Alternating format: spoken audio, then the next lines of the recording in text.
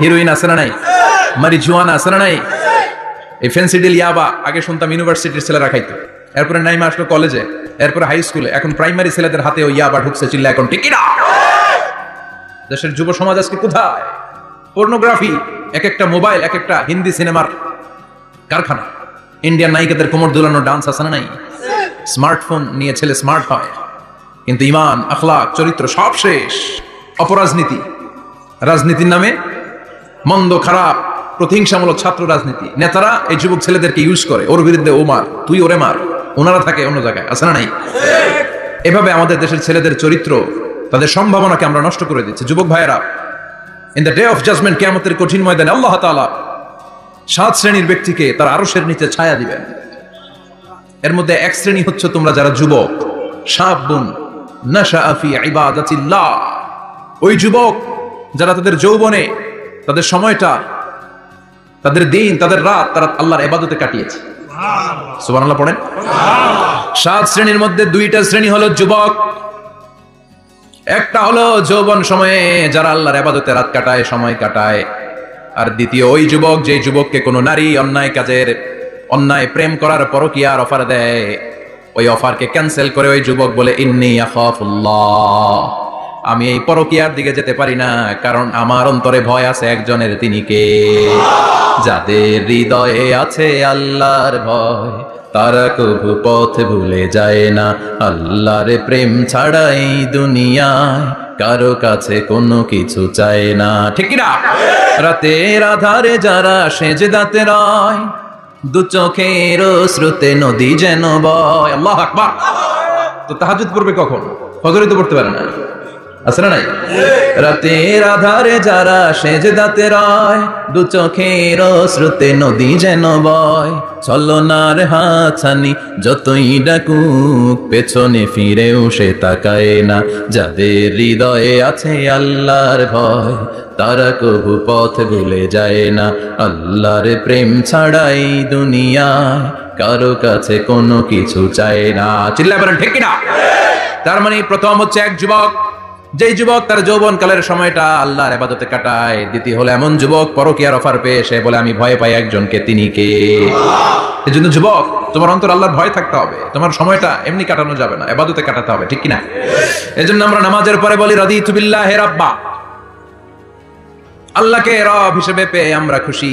তারপরে বলি অবিল ইসলামি দীনা, ইসলামকেও দিন হিসেবে পেয়ে আমরা খুশি না বেজার? কথা কন, খুশি না? আপনি খুশি হইলে আপনার লাভ, খুশি না হইলে আপনার লস। ইসলামের বিজয়কে সমুন্নত করবে কে? ইসলামের পতাকা পতপত করে হোয়াইট হাউসের উপরেও একদিন ঝুলবে, চিল্লায় বলেন ঠিক কিনা? আল্লাহ বলেন খবরদার, ফু দিয়ে ইসলামের বাতি তোরা নিভাতে পারবি না। ইউরিদুনা লিইউতফিউ নূরাল্লাহি বিআফওয়াহিহিম ওয়াল্লাহু মুতিম্মু নূরিহি ওয়ালাউ কারিহাল কাফিরুন। ইসলাম বিরোধীরা চায় মুখের ফুৎকারে ইসলামের বাতিকে নিভিয়ে দিতে। আল্লাহ বলে খবরদার, ষড়যন্ত্র করে লাভ নাই, ইসলামের বিজয় আমি নিশ্চিত করে দেব। স্যামুয়েল হ্যান্টিংটন একটা বই লিখেছে, দ্য ক্লাশেস অফ সিভিলাইজেশন।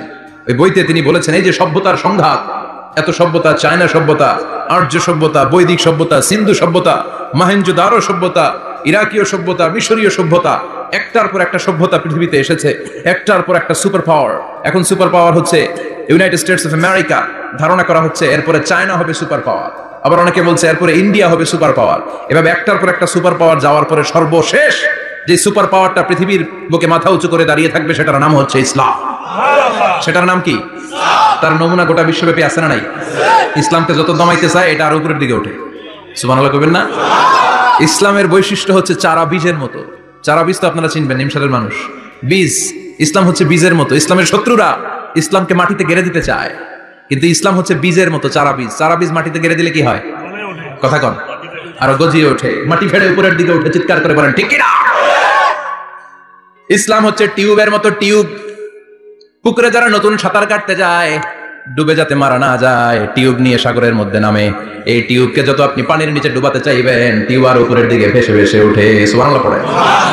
ইসলামকে তোরা চিনে নাই? ইসলাম হচ্ছে চারা বীজের মতো। ইসলাম হচ্ছে টায়ারের টিউবের মতো। এটার যতই নিচের দিকে নামাইতে যায়, এটার বৈশিষ্ট্য হচ্ছে এটা ধাক্কা মারলে এটার উপরের দিকে ওঠে। সুবহানাল্লাহ কইবেন না? গোটা বিশ্বব্যাপী আজকে ইসলামের গণজোয়ার, হাজার হাজার লোক কালিমা পড়ে মুসলমান হচ্ছে। গত কিছুদিন আগে আফ্রিকাতে এক লোক এক গ্রামের কয়েক হাজার মানুষকে এক ময়দানে দাঁড় করিয়ে একসাথে শাহাদাতের বাণী পাঠ করিয়ে মুসলমান বানায় ফেলছে।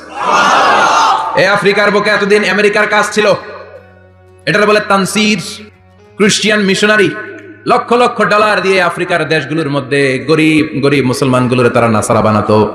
এই বিষয়টা যখন মুসলিম স্কলারদের নজরে এলো, এখন গোটা বিশ্বের সব মুসলিম স্কলাররা আফ্রিকায় যে ইসলামের দাওয়াতকে প্রচার করে দিচ্ছে। গ্রামকে গ্রাম খ্রিস্টান সম্প্রদায় লা ইলাহা ইল্লাল্লাহ মুহাম্মাদুর রাসূলুল্লাহ। ঝিনুকের ভেতর লুকিয়ে থাকে যেমন মতি, ঝিনুকের ভেতর লুকিয়ে থাকে যেমন মতি, কালমা শাহাদাতে আছে আল্লাহর জ্যোতি, কালমা শাহাদাতে আছে আল্লাহর জ্যোতি। পড়েন সবাই, ঝিনুকের ভেতর লুকিয়ে থাকে যেমন মতি, ঝিনুকের ভেতর লুকিয়ে থাকে যেমন মতি, কালমা শাহাদাতে আছে আল্লাহর জ্যোতি, কালমা শাহাদাতে আছে আল্লাহর জ্যোতি। ঠিক না? এই জ্যোতি যদি একবার কারো হৃদয়ের মধ্যে স্থান করে নেয়, এই নুরানি আলোর ছোটা যদি কারো হৃদয়ের মধ্যে জায়গা দখল করে নেয়, পৃথিবীর কোনো মতদর্শ তার অন্তরের মধ্যে আর থাকতে পারে না। গ্রামকে গ্রাম আফ্রিকাতে এখন কালিমা পড়ে পড়ে মানুষ মুসলমান হয়ে যাচ্ছে, সুবহানাল্লাহ পড়ে। একদিন আমেরিকার হোয়াইট হাউসের উপরেও কালিমার লা ইলাহা ইল্লাল্লাহর পতাকা পতপত করে উড়বে, চিল্লায় বলেন ঠিক কিনা? এজন্য আমরা বলি ওয়াবিল ইসলামি দীনা, ইসলামকে ধর্ম হিসেবে পেয়ে আমরা খুশি না বেজার? ইউরোপ আমেরিকাতে মসজিদের সংখ্যা বাড়ছে, দাওয়াতি কাজের সংখ্যা বাড়ছে, এমনকি হার্ভার্ড ইউনিভার্সিটিতে, অক্সফোর্ডে, ক্যামব্রিজের ভেতরে, MIT, Massachusetts institute of technology, সায়েন্সে যারা পড়ে এদের স্বপ্ন এমআইটির ভিতরে ইসলাম ঢুকে গেছে। এজন্য ইসলামের আলোকে কেউ নিভিয়ে দিতে পারবে? ইসলামের গতিকে কেউ থামিয়ে দিতে পারবে? এটা অসম্ভব। এজন্য ইসলামের বিজয় সুনিশ্চিত। আমরা যারা লেগে থাকতে পারবো, আমাদের কপালকে উজালা করে দিবে কে?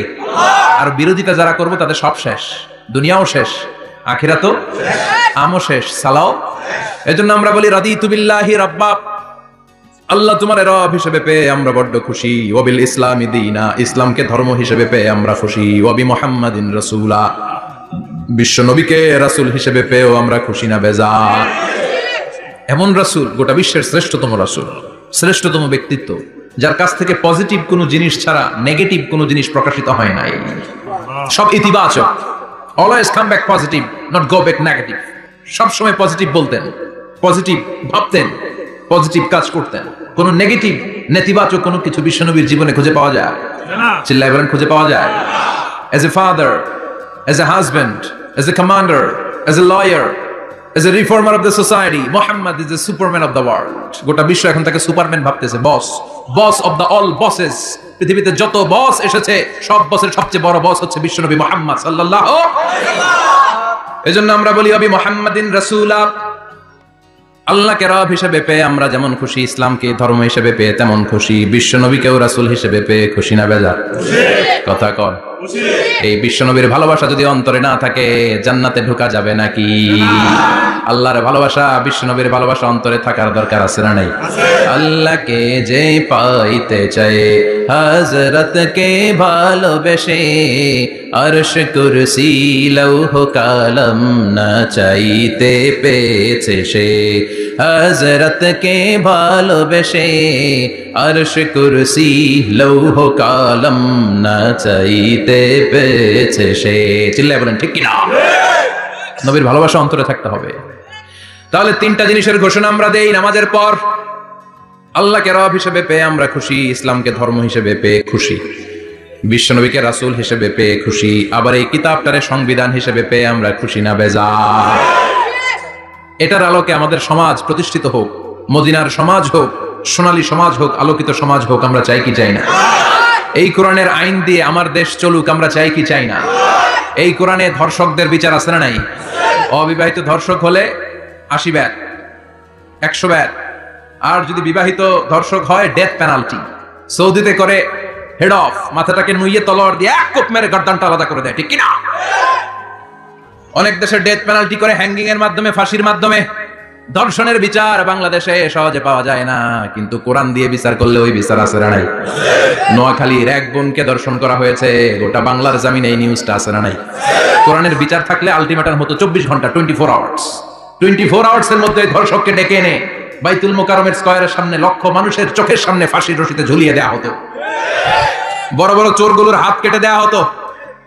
কলা চোর, ডিম চোর, মুরগি চোর না, বড় বড় সাইজের চুরি যারা করে 1000 কোটি টাকা মেরে দেয়, দেশের 12টা বাজিয়ে দেয়, দেশের 10-এর সর্বনাশ করে, সিমেন্ট খাইয়া, টিন খাইয়া, রড খাইয়া সব হজম করে।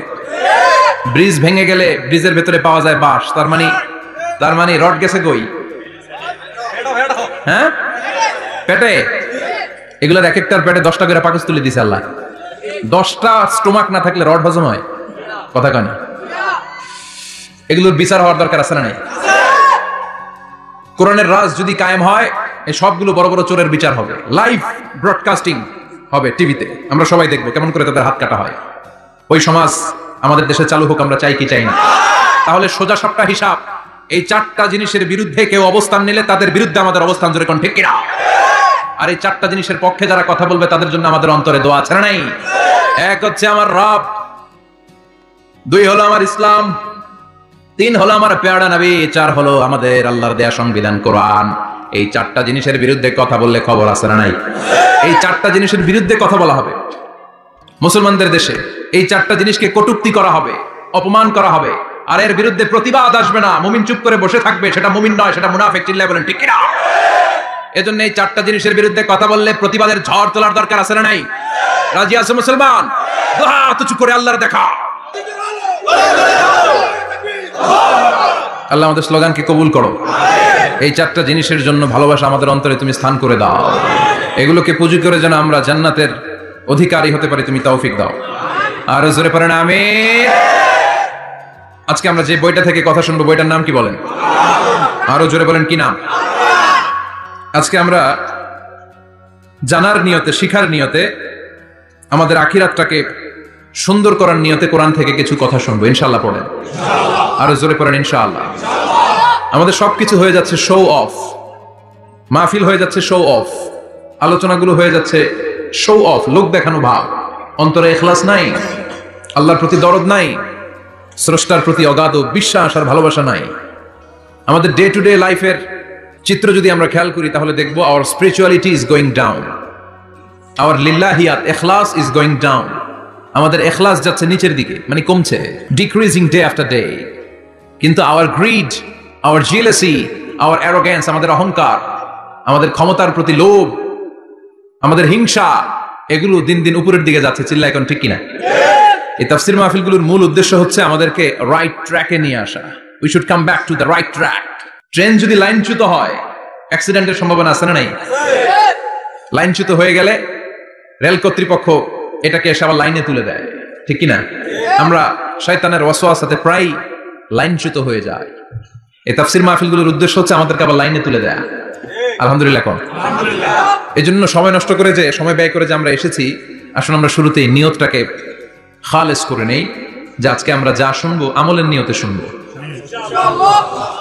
ইখলাসের সাথে শুনবো, নিজেকে পরিবর্তন করার জন্য শুনবো, আমার আখিরাতটাকে, আমার জান্নাতটাকে সুন্দর করার জন্য শুনবো।